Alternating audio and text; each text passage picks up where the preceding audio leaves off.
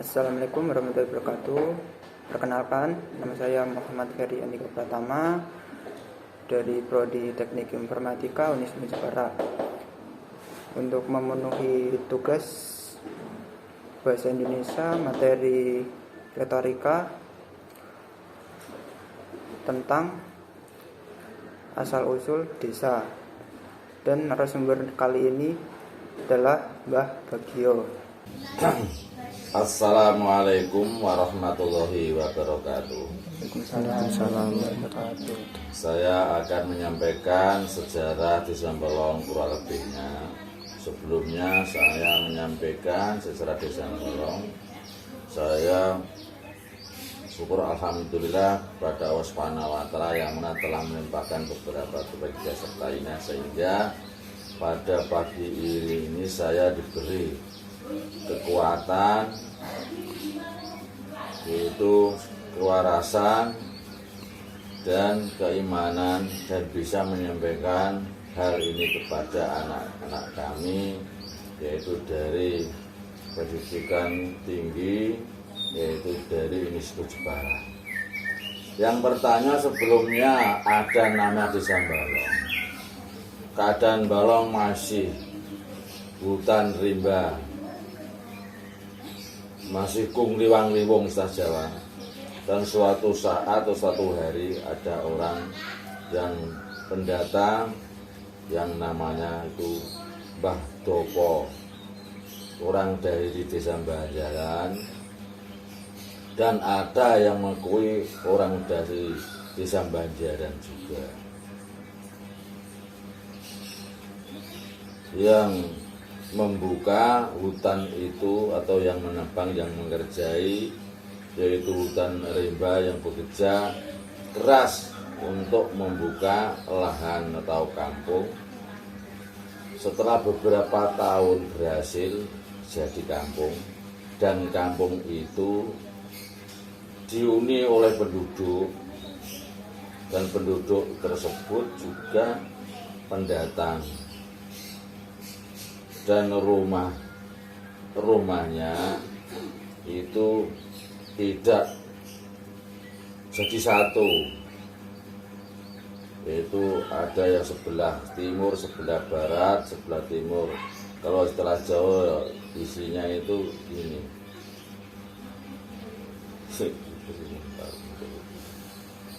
Jadi monto-monto istilahnya. Monto-montoan, kalau di sana ada 10 orang, di sini ada 5 orang, di sini ada 3 orang, kan gitu.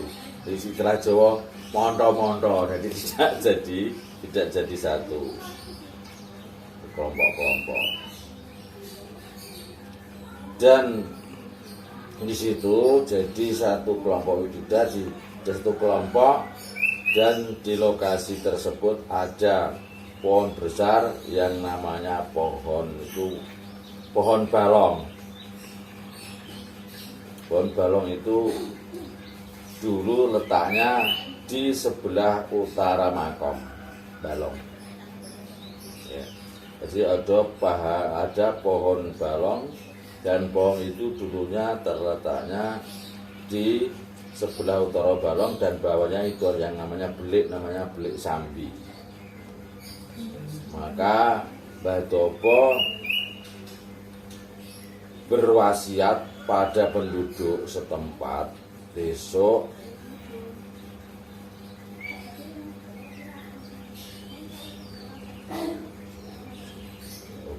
rejane jaman, desa ini saya namakan Desa Mbalong. Setelah terjadi Desa Mbalong, terbentuk nama-nama dukuh. Yang pertama dukuh kerajaan,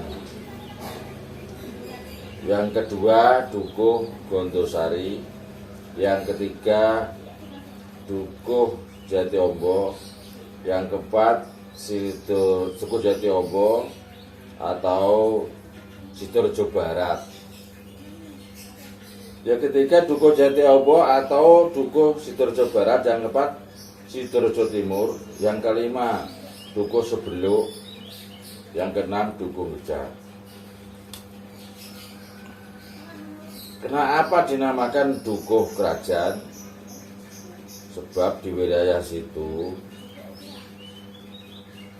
penduduknya banyak yang menjadi pejabat dan banyak orang kaya. Dukuh kerajaan itu di sebelah, ya tempat termasuk tempatnya Mbah Dopo itu. Berarti wilayahku ya, Pak? Tempat makan Mbah Dopo itu kan sampai ke timur sampai ke barat. Ya, makanya mulai makam lurus ya. Terus sampai ke Proliman ke barat sampai Jabumete, terus ke selatan sampai ke lokasi Blelo. Nah, itu dukuh kerajaan.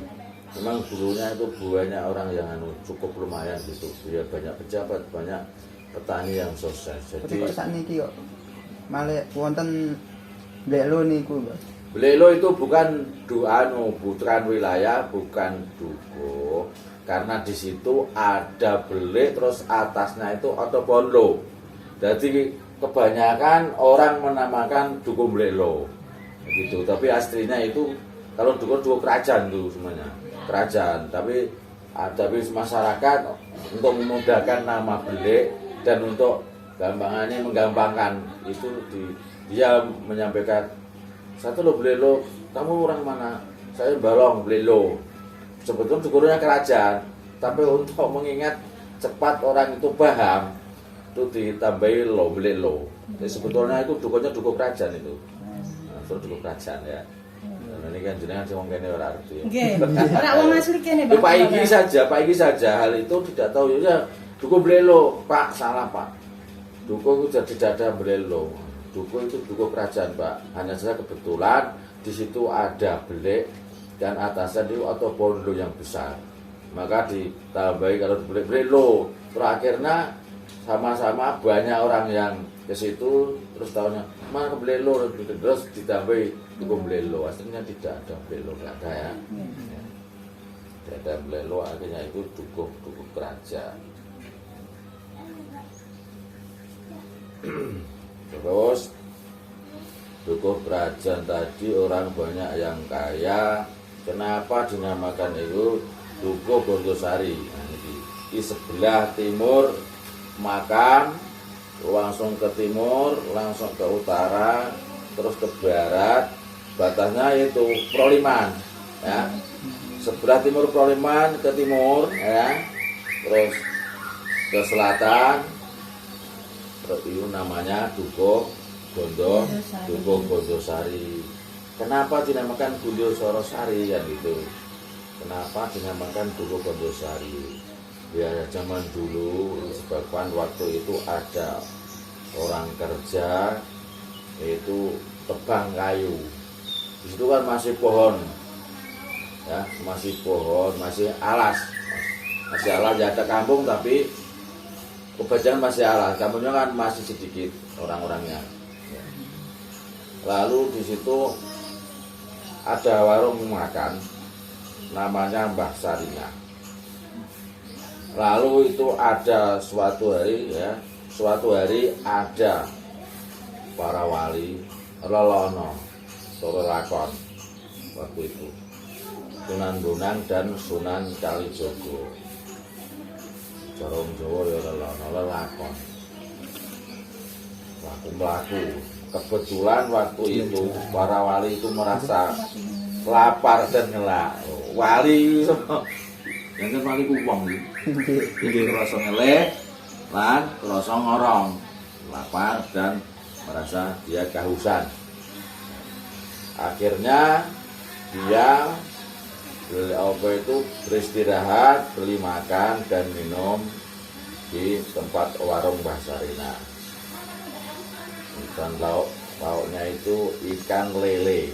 Nah, waktu itu terus dimakan dan masih disisakan ndasnya sampai itu buntutnya itu ndasnya karo buntut wis ijen namanya iwae sementok wis dipangan kan, tinggal ndas buntut karo ri. Nah, lalu dibuang di tempat air, tempat air dibuang di sebelah Nah, warung itu ada air. Jadi itu jadinya iwak tadi itu masih hidup. Lalu besok Rajaning Jaman belik iku mau terus dadi belik kan dijengake iku belik. Akhirnya ikan itu bisa ngelangi hidup lagi dan baunya harum sekali.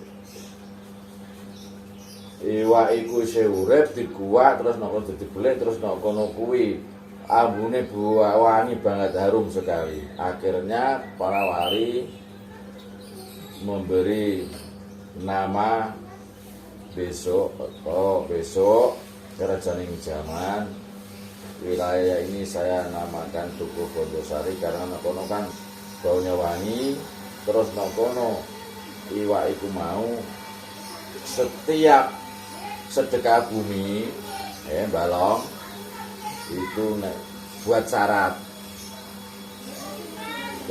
terus sedekah bumi nek cara Jawa iku sajen, tapi nek awake dhewe sajen kan nek miturut agama kan kurang pas. Jadi buat syarat di situ ya ada ada nasi dan lauk yang lainnya, terus di situ dikurasake beli itu mau diambilkan ikan tersebut. Jadi setiap tahun sekali itu pasti beli, namanya itu beli itu dikuras. Beli itu kuras sampai bersih, sampai airnya habis, tapi ya umur lagi sampai mendapat ikan. Sebelum mendapat ikan itu tidak akan berhenti.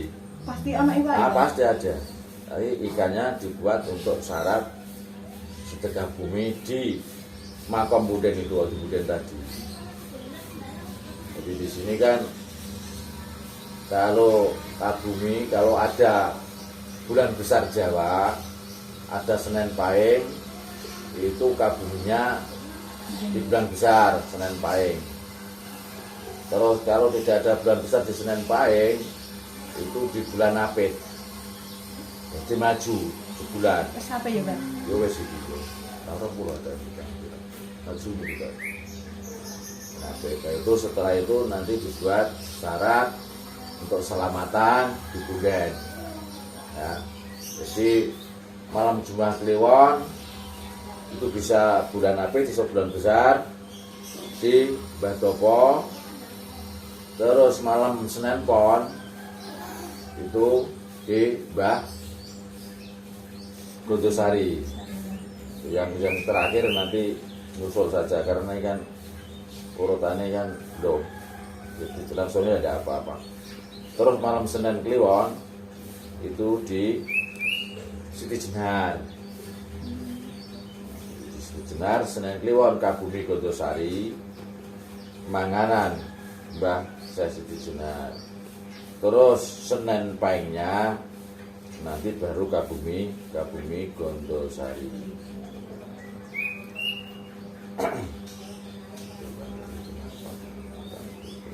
Nah, ini untuk selanjutnya kenapa dinamakan Dukuh Jatiombo? Karena dulunya sebelum banyak masyarakat masih Gungliwang itu Jatiombo itu jatinya memang luar biasa dari daerah sini ke Sewana, memang jati semuanya. Jadi penuh pohon jati. Jadi untuk itu orang-orang dulu untuk menamakan dukuh-dukuh itu dia mengambil cerita-cerita. Ini langkah-langkah baiknya dinamakan Jatiombo karena ada jatinya yang cukup ombo. Dinamakan Jatiombo, gitu ya. Jadi di sini itu memiliki jatinya kuat banget, ombo banget. Luas sekali, maka Rajaning Jaman dinamakan Dukuh Jatiombo atau Sidoarjo Barat. Kenapa dinamakan Sidoarjo Timur?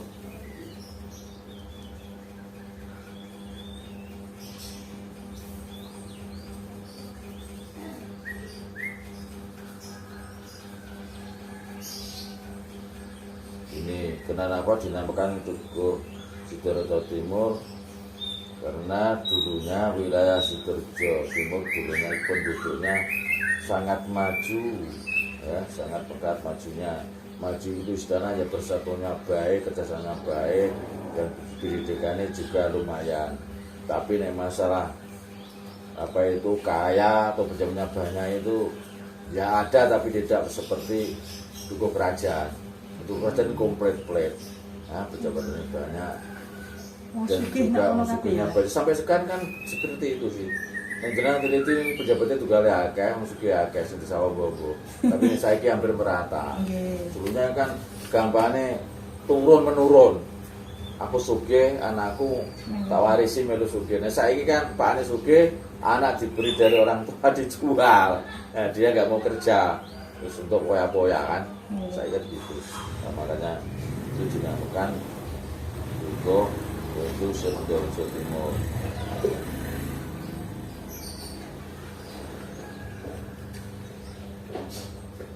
Terus selanjutnya, kenapa dinamakan Dukuh Sebeluk?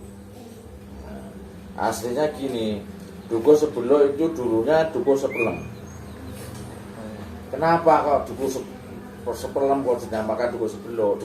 Dukuh Sepelem. Nah dulunya Sebeluk itu banyak pohon pelem, dan setiap pohon pelem itu banyak yang namanya hewan beluk. Mana hantu itu, burung hantu. Burung hantu, setiap pohon pelem satu itu lebih dari 10 burung hantu dulunya itu. Jadi dulunya itu Dukuh Sepelem karena banyak pohon pelem. Nah, karena banyak burung hantu terus dinamakan diganti Dukuh Sebeluk. Jadi ada ceritanya, nama Dukuh ada cerita. burung hantu. Sekawas itu. Kita ingin ya mas, aku bercerita kono tamu segitu itu akurat. Nyanya terjawab itu tak catat terus kurang gue-nya ya hampir sama. Jenis saya mengingatkan ingatan itu kan kadang-kadang kurang, kadang-kadang lebih, kadang-kadang pas, kadang-kadang. Kenapa diwala satu banyak pohon pelem, lalu ibu mau setiap pohon pelem ditempati itu burung hantu beluk, maka diganti Dukuh Sebeluk. Nah ini seterusnya, kenapa dinamakan Dukuh Kecak? Karena zaman dulu, zaman kewalian Sungai Kecak ya sampai laut. Ya itu kan ono kali sedurunge ten Gunung Sulit Jenar itu ono kali cilik gitu lho. Tapi zaman kewalian dulu kali itu bisa dilewati perahu. Jadi sampai laut. Dari laut sampai ke Kecak itu bisa lewat situ. Ya, bisa lewat yaitu untuk memuat barang. Barang apa saja, namun yang di situ yang sering dimuat yaitu utamanya kendil atau kuali. Lemah nih, gede lemah. Jadi sebenarnya orang gede lemah, kuali lemah. Nah, dari ngono Pak Jai Miter, saya ngerak ngono tukurannya bangsi. Tapi dalam dulu itu tidak ada dari aluminium, semuanya dari tanah, terus itu diproses. Ya entah gimana prosesnya, karena saya bukan ahlinya, pokoknya asalnya dari lemah. Nah, masyarakat Kecak itu zaman itu bodoh sekali. Bodoh. Jadi setiap masak, kalau yang nyaman yang liwat ya. Tapi kalau masalah jangan airnya pada dicidui. Nah itu setiap itu liwat mas. Itu bukan diciduk sama centong, tapi digepuk, digecak. Terus, nah, makanya di situ kan perahu itu sering memuat kendil karena setiap habis masa itu dikecak, tadi kan sering habis ya, cepat habis. Itu ganti itu. Nah, akhirnya dinamakan desa Kecak. Tapi saking bodohnya orang itu tidak tahu untuk dicentongi kan, diciduk, tapi gak ngerti caranya. Itu ilmu dikecak, masih sekarang masih itu dikecaknya dikecak, maka dinamakan itu Dukuh Kecak. Tiba-tiba ada burung gagak berbunyi ketuk keruk, akhirnya penduduk satu persatu paham, akhirnya terus yaitu digeduk. Tapi sudah dinamakan desa Kecak ya. Nah, itu terus lagi setelah utara Dukuh Gejak itu kan mulai dari perapatan Sebeluk tempat itu loh Pak Renadi almarhum ya, Mbak Aris saya yang jual HP itu ke timur, ke barat, terus ke utara Wol itu Dukuh Gejak, terus ke selatan mulai Pak Renadi atau Mbak Aris ke selatan ya, terus ke barat, ke timur itu sampai Proliman itu Dukuh Sebeluk.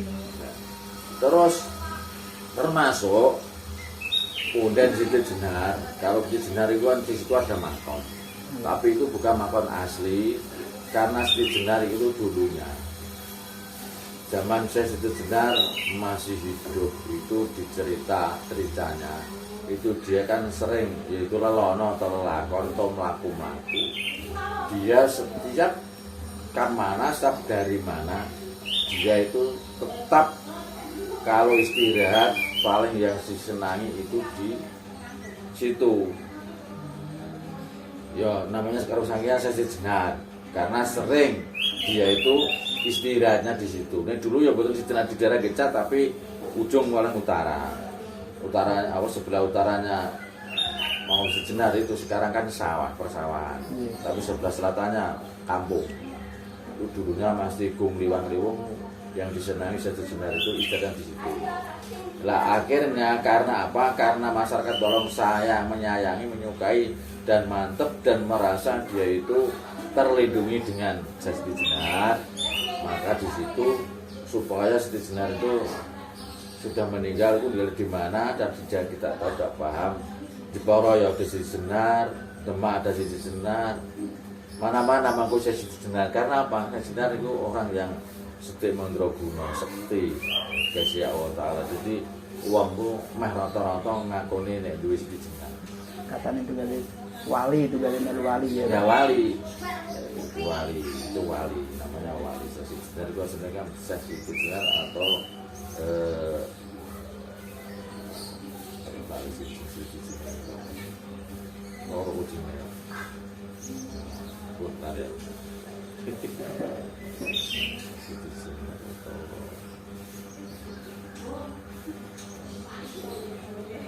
Itu ya.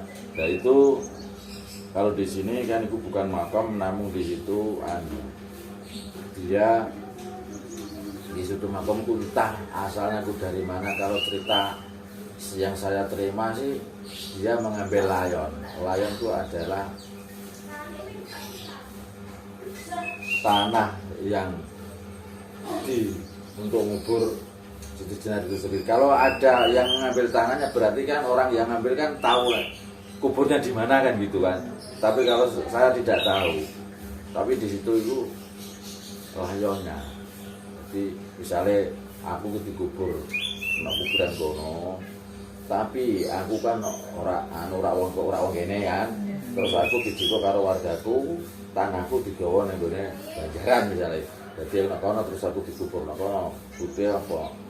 Ya, iki aku wis pernah duwe kebijakan nek Banjaran, akhirnya aku di pundi-pundi, terus setiap pun dijarai. Jadi dia merasa cesaku itu ada daerah sana itu baik gitu.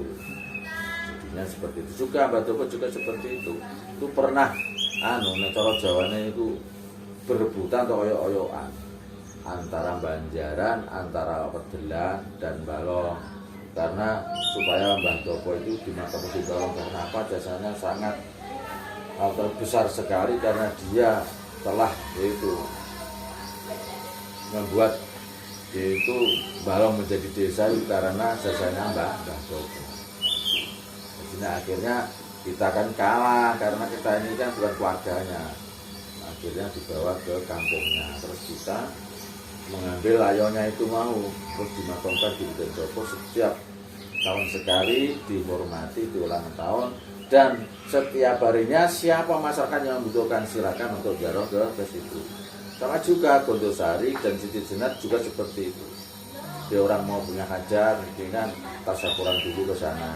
Dia mau berdakwah, minta tolong kepada Siti Jenar supaya dimohonkan kepada Allah apa yang menjadi hajatnya supaya bisa berhasil permohonannya lewat sejenar kepada Allah Subhanahu wa taala. Tiga-tiganya seperti itu. Tinggal masyarakat yang membutuhkan dan dia yang meyakini kalau lewat situ ya minta tolong wasilah itu Allah taala cepat mengabulkan dan meridhoinya.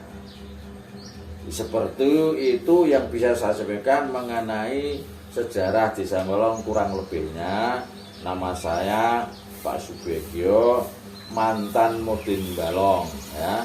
Bila mana penyampaian saya ini banyak kekeliruan, banyak kesalahan, ya saya mohon maaf yang sebesarnya. Karena apa?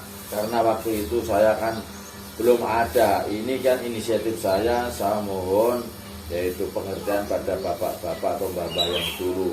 Hanya seperti ini kurang lebihnya. Sekali lagi mohon maaf yang besar-besar. Bila ada yang pernah benar dan itu memang oke, bisa digunakan untuk yaitu keterangan sejarah Desa Ngolong.